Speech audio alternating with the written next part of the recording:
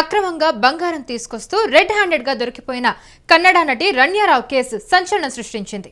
ఈ కేసులో తాజాగా కీలక పరిణామం చోటు చేసుకుంది.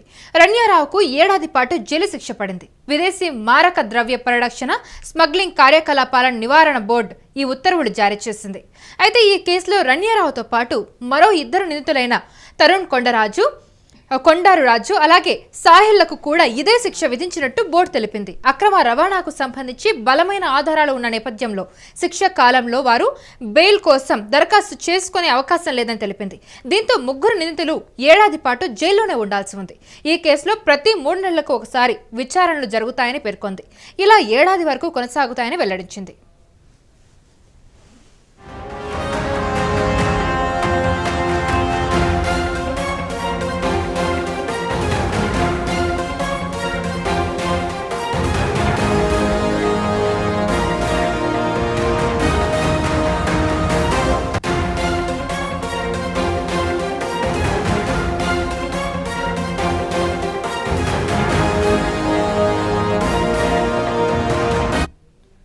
దుబాయ్ నుంచి బంగారాన్ని అక్రమంగా తరలిస్తూ మార్చి తొలి వారంలో రణ్యారావు బెంగళూరు అంతర్జాతీయ విమానాశ్రయంలో రెడ్ హ్యాండెడ్ గా పట్టుబడిన వ్యవహారం దేశవ్యాప్తంగా సంచలనం రేపింది.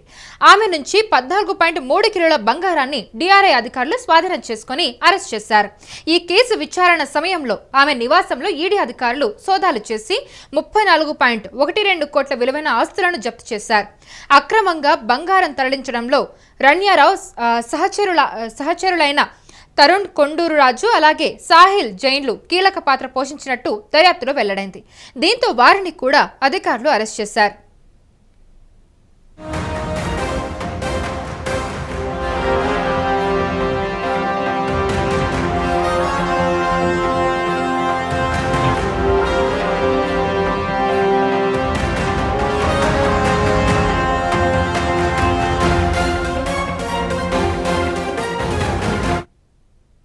అయితే అక్రమంగా బంగారం తీసుకొస్తూ రెడ్ హ్యాండెడ్ గా దొరికిపోయిన కన్నడ నటి రణ్యారావు కేసు సంచలనం సృష్టించింది.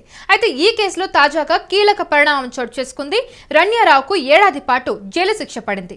విదేశీ మారక ద్రవ్య పరిరక్షణ అలాగే స్మగ్లింగ్ కార్యకలాపాల నివారణ బోర్డు ఈ ఉత్తర్వులు జారీ చేయడం జరిగింది. అయితే ఈ కేసులో రణ్యారావుతో పాటు మరో ఇద్దరు నిందితులైన తరుణ్ కొండారు రాజు అలాగే సాహిళ్లకు కూడా ఇదే శిక్ష విధించినట్టు బోర్డు తెలిపింది. అక్రమ రవాణాకు సంబంధించి బలమైన ఆధారాలు ఉన్న నేపథ్యంలో శిక్షా కాలంలో వారు బెయిల్ కోసం దరఖాస్తు చేసుకునే అవకాశం కూడా లేదని చెప్పి తెలిపింది. అలాగే దీంతో ముగ్గురు నిందితులు ఏడాది పాటు జైల్లోనే ఉండాల్సి ఉంది. ఈ కేసులో ప్రతి 3 నెలలకు ఒకసారి విచారణ జరుగుతాయని పేర్కొంది. ఇలా ఏడాది వరకు కొనసాగుతాయని వెల్లడించింది. అలాగే దుబాయ్ నుంచి బంగారాన్ని అక్రమంగా తరలిస్తూ మార్చి తొలి వారంలో రణ్యారావు బెంగళూరు అంతర్జాతీయ విమానాశ్రయంలో రెడ్ హ్యాండెడ్ గా పట్టుబడిన వ్యవహారం దేశవ్యాప్తంగా సంచలనం రేపింది. ఆమె నుంచి 14.3 కిలోల బంగారాన్ని డిఆర్ఐ అధికారులు స్వాధీనం చేసుకుని అరెస్ట్ చేశారు.